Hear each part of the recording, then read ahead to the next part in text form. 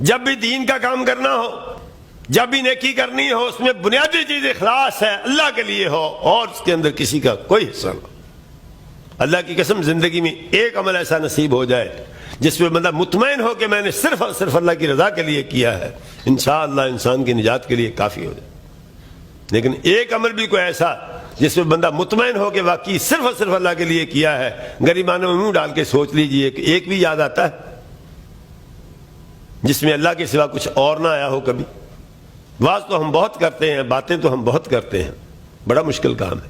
آپ کو یاد ہوگا وہ جو غار میں گر گئے تھے 3 آدمی، اور انہوں نے اپنے اعمال کا وسیلہ پکڑا تھا مصیبت سے نجات کے لیے، تو ان کو بھی پوری زندگی کا ایک ایک عمل یاد آیا تھا، بس ایک ایک عمل صرف جو اللہ تعالیٰ کے حضور پیش کر سکے، جس کے بارے میں وہ مطمئن تھے کہ صرف اللہ کے لیے کیا۔ ایک عمل بھی ایسا مل جائے جو خالصتاً اللہ کے لیے ہو، بہت اطمینان بخش بات ہے۔ توقع کی جا سکتی ہے کہ اللہ تعالیٰ اسی ایک عمل کی بدولت معاف کر دے گا۔ ہمارے اعمال زیادہ تر 90% اپنی ذات کے لیے ہوتے ہیں، 95% اپنی دنیاوی اغراض کے لیے ہوتے ہیں، کہ 2-4% اس میں اللہ تعالیٰ کا حصہ بھی ہوتا ہے۔ وہ اپنے والا حصہ تو نہیں اللہ کو دیتے، اللہ والے حصے سے حصہ لے لیتے ہیں، اور یہ اہل ایمان کا طریقہ نہیں ہے۔ حضرت محمد الرسول اللہ صلی اللہ علیہ وسلم جو ہمارے رہنما ہے، ہمارے پیشوا ہے، ہمارے مقتدا ہے، ہمارے امام ہے، ہمارے لیے اسوہ حسنہ ہے، ہمارے لیے دنیا عقبہ میں متبوع و مطاع ہے، سب کچھ ہے ہمارے لیے۔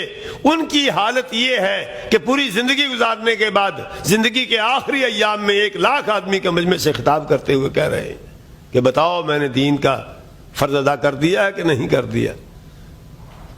سب نے بھی اقبال شہادت دی، ایک آدمی نے اختلاف نہیں کیا، سب نے متفق علیہ شہادت دی کہ تو نے اللہ تعالیٰ کا رسالہ پیغام پہنچا دیا ہے، امانت ادا کر دی ہے، امت کی نصیحت کا کارنامہ سر انجام دے دیا ہے، ہر بھلائی کی بات دنیا کو بتا دی ہے، ہر برائی سے دنیا کو روک دیا ہے، اور پھر اس سے بھی بڑھ کر اطمینان کی انتہا یہ ہے کہ اللہ تعالیٰ کو گواہ کر رہے ہیں، یا اللہ دیکھ لے تیرے بندے کیا کہہ رہے ہیں۔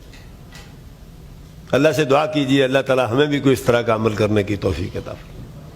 یہ ہمارے مقتدا اور رہنما کا حال ہے کہ اس کی پوری زندگی اطمینان بخش، اور ہماری زندگی کا کوئی ایک دن بھی اطمینان بخش نہیں ہے۔ کیا سیکھا ہم نے حضرت محمد الرسول اللہ صلی اللہ علیہ وسلم؟ کس منہ سے ہم کہتے ہیں کہ امام الانبیاء کے امتی ہیں؟ کس منہ سے ہم کہتے ہیں کہ امام الانبیاء کے محب ہیں؟ کس منہ سے ہم کہتے ہیں کہ ہم اتباع رسول کے علم بردار اور ذمہ دار اور اس کے دعوے دار ہیں؟ اگر کسی نے اتباع رسول کا دعویٰ کرنا ہے